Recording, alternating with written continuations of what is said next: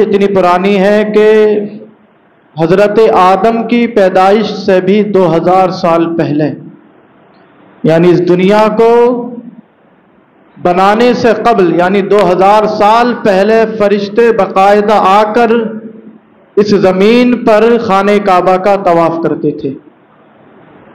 ये इसकी तारीख़ है। कायनात यानी अभी इंसान की तख्लीक नहीं हुई थी, उससे पहले ही फरिश्ते बाकायदा खाने काबा का तवाफ़ करने आसमान से ज़मीन पर आते। खाने काबा जिस ज़मीन पर बना हुआ है, अल्लाह तबारक व तआला ने उसी ज़मीन के इतने हिस्से को इस दुनिया में सबसे पहले पैदा फरमाया और उसी खाने काबा की जो ज़मीन है उसी को अल्लाह ने रूए ज़मीन में फैला दिया और जहाँ जहाँ उस ज़मीन के ख़ास ज़र्रे पहुँचे हैं, सुबह क़यामत तक वहाँ मस्जिदें तामीर होती रहेंगी।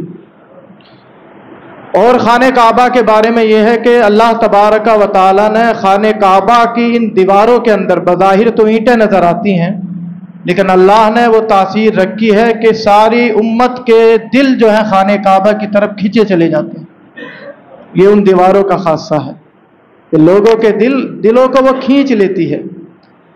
और दूसरी वजह उसकी खाने काबा की तासीर की ये है कि इंसान कितना ही सख्त दिल क्यों ना हो, लेकिन जब हरम काबा में कदम रखता है और खाने काबा पर जब उसकी निगाह पड़ती है तो उसके आंखों से खुद ब खुद आंसू जारी हो जाते हैं।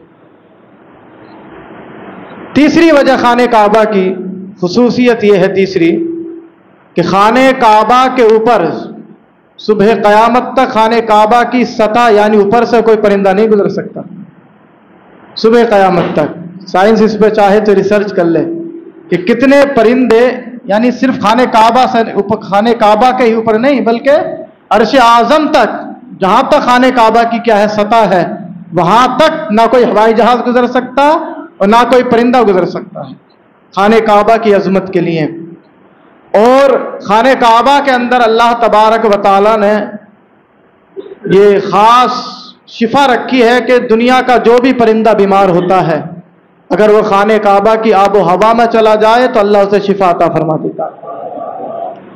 और खाने काबा के अंदर जो हजर अस्वद है जिसे लोग चूमते हैं, एक फजीलत तो यह है कि जो हजर अस्वद को चूम लेगा, खुद हजर अस्वद उसकी शफाअत क्या है बरोज़े हश्र फरमाएगा। हाँ, और दुनिया के अंदर या तो जन्नतुल बकी, यानी जहां मस्जिद नबवी के अंदर जो जन्नतुल बकी है, जन्नत की क्यारी है, वो हिस्सा जन्नत का है दुनिया में, या हजर अस्वद जो पत्थर है वो जन्नत का एक पत्थर इस दुनिया में मौजूद है।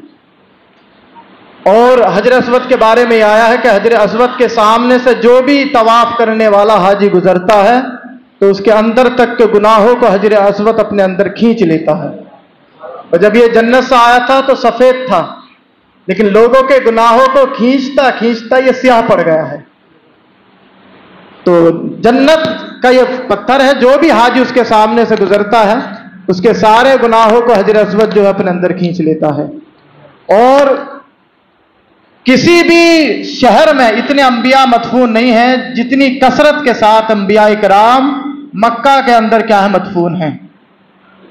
सबसे ज्यादा जो अंबिया का मदफन है, जहां अंबिया सबसे ज्यादा मदफून है, वो मक्का मुकर्रमा है। और इसीलिए अल्लाह के नबी सल्लल्लाहु अलैहि वसल्लम ने फरमाया कि मक्के के अंदर अगर कोई एक बार तस्बीह पढ़े तो पढ़ेगा एक बार तस्बीह, लेकिन उसे सवाब 1,00,000 तस्बीह पढ़ने का मिलेगा। कोई एक रकत यानी 2 रकत अगर वहां पर नफल पढ़ेगा तो अल्लाह तबारक व तआला उसे 1,00,000 रकत का सवाब अता फरमाएगा। इसी तरह से अगर कोई खाने काबा यानी हरम काबा में बैठकर एक बार कुरान करीम पढ़ेगा एक बार, लेकिन अल्लाह तबारक व तआला उसको 1,00,000 मरतबा कुरान करीम पढ़ने का सवाब अता फरमाएगा।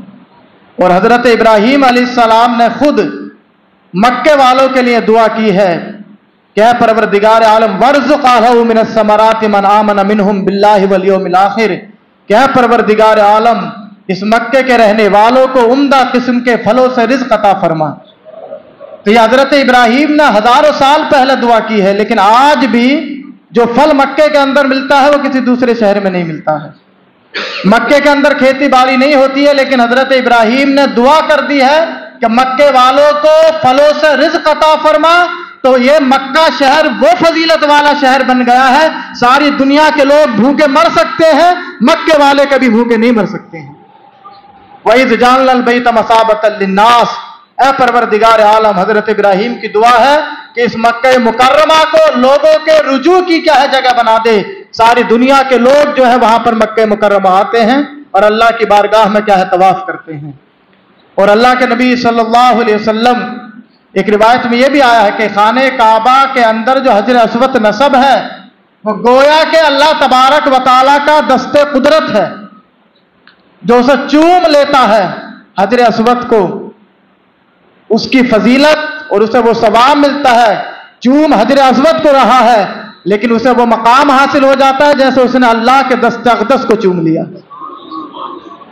इसलिए जो भी हज पे जा रहे हों, कोशिश करें कि हजर अस्वद को जरूर चूम कर आएं।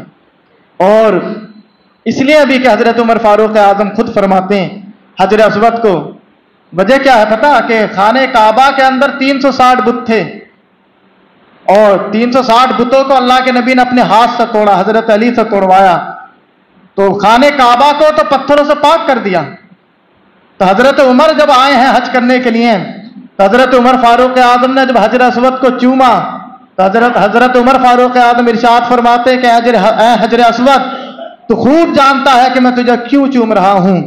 हमें तो अल्लाह के नबी ने पत्थरों से दूर कर दिया।